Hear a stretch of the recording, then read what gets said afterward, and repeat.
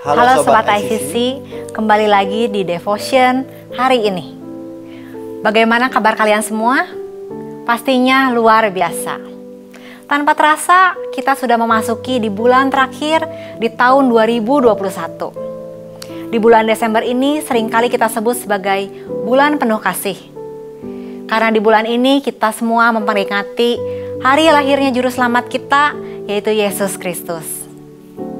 Pada kesempatan kali ini, kami berdua akan sedikit mengupas mengenai kisah salah satu kerabat ibu Yesus, yaitu Elisabet dan Zakaria. Kisah ini tercatat di dalam kitab Lukas pasal 1 yang dimulai dari ayat 5. Saya akan bacakan ya. Judul perikopnya adalah pemberitahuan tentang kelahiran Yohanes Pembaptis. Pada zaman Herodes, Raja Yudea, adalah seorang imam yang bernama Zakaria dari rombongan Abia. Istrinya juga berasal dari keturunan Harun, namanya Elisabet. Keduanya adalah benar di hadapan Allah dan hidup menurut segala perintah dan ketetapan Tuhan dengan tidak bercacat. Tetapi mereka tidak mempunyai anak, sebab Elisabet mandul dan keduanya telah lanjut usianya. Dari ayat barusan yang kita dengar, ada dua tokoh, yaitu Zakaria yang adalah seorang imam dan istrinya Elisabet juga keturunan imam, yaitu Harun. Tertulis jelas bahwa keduanya hidup benar di hadapan Allah dan hidup menurut segala perintah dan ketetapan Tuhan dengan tidak bercacat. Pada konteks Alkitab, umur mereka itu kisaran sekitar 60-70 tahun. Dari sini kita tahu bahwa mereka hidup tertanam dan berkomitmen melayani Tuhan sampai pada masa tua mereka.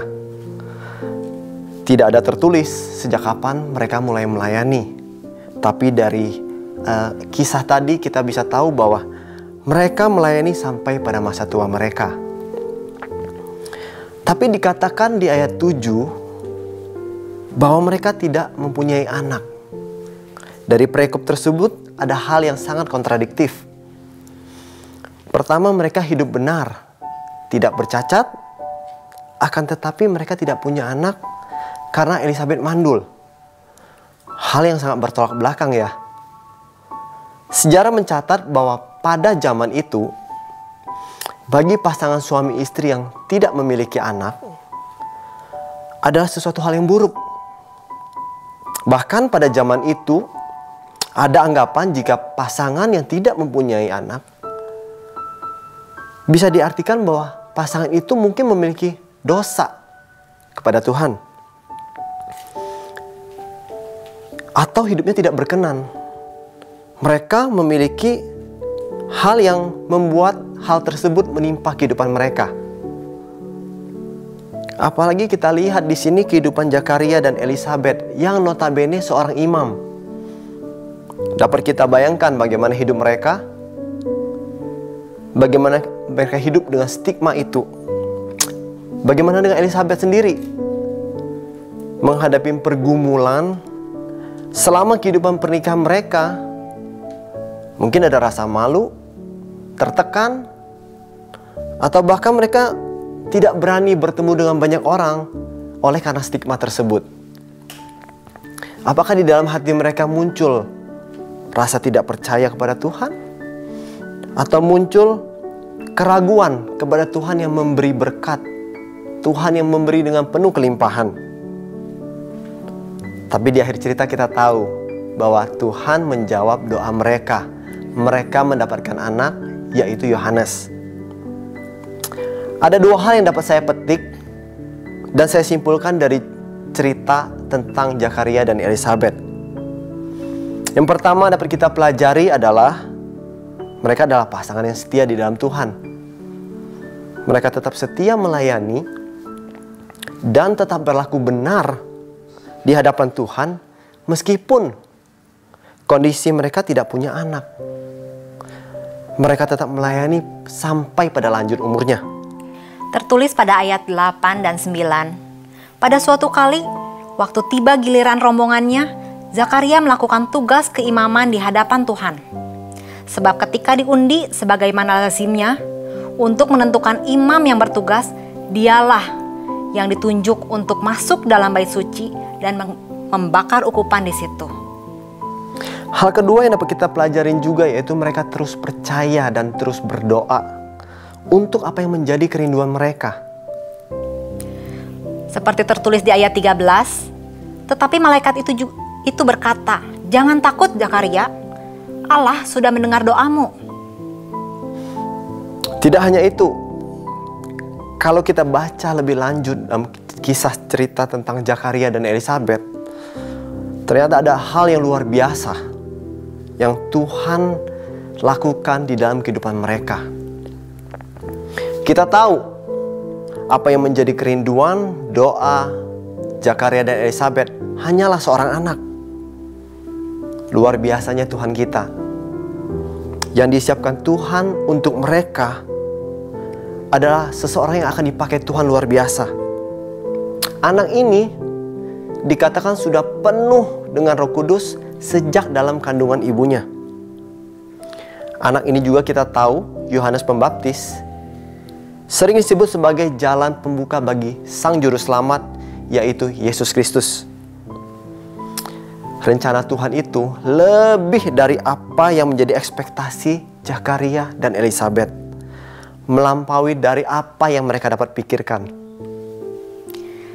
Tertulis pada Yesaya 55 ayat 8, sebab rancanganku bukanlah rancanganmu, dan jalanmu bukanlah jalanku. Demikianlah firman Tuhan. Amin. Saudara-saudari, teman-teman sekalian, apakah kondisi keadaan kita saat ini mirip seperti Zakaria dan Elisabet? Apakah kita ada pergumulan, ada tekanan dalam kehidupan kita, di mana kita sudah mungkin berdoa sedemikian rupa, kita sudah melayani, kita sudah belajar hidup benar di hadapan Tuhan, akan tetapi terasa ada hal yang belum terjawab di dalam kehidupan kita. Apakah akhirnya kita juga memiliki keraguan?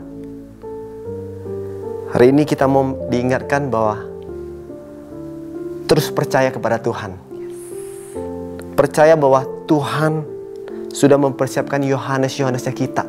Amin. Pada waktunya Tuhan.